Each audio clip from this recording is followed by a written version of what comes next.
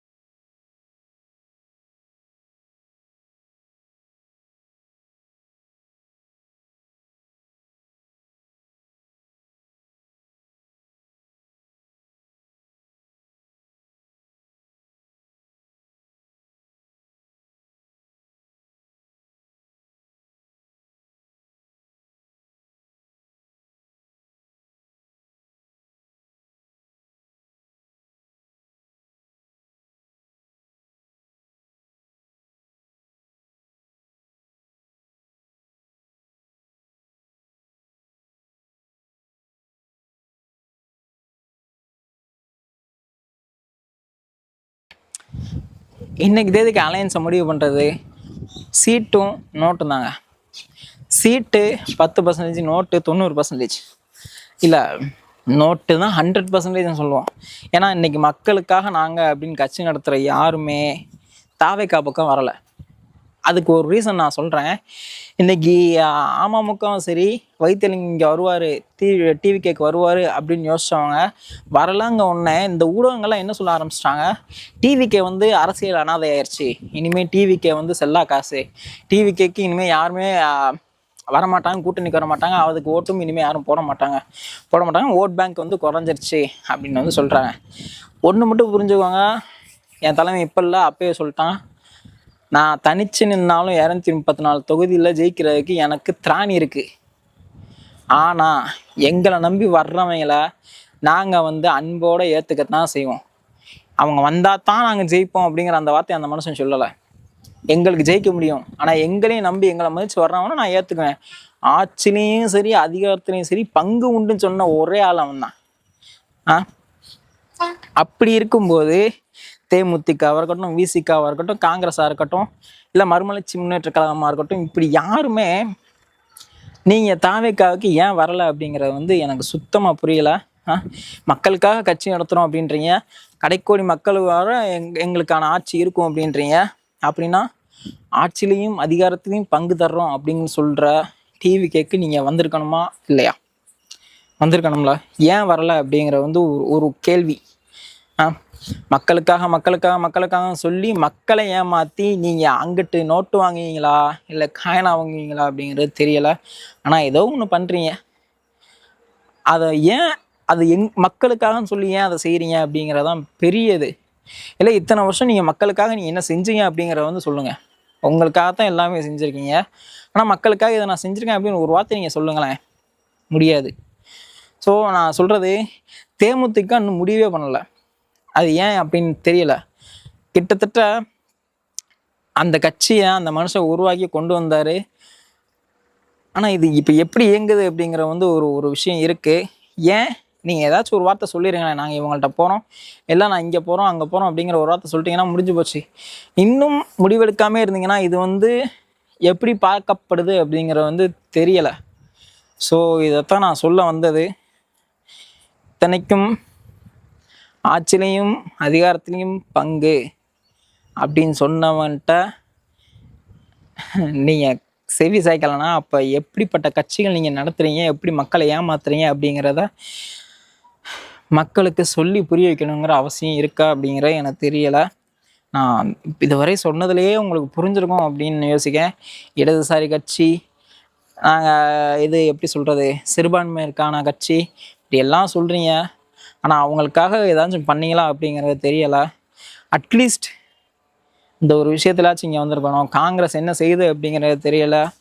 காங்கிரஸ்லேருந்து பெரிய பேர் சொல்லும் தலைவர்கள் வந்து ட்விட்டர்லாம் போடுறாங்க. அதுக்கு தலைமை என்ன முடிவு பண்ணுதோ அதை வச்சு தான் எல்லாமே இருக்குது.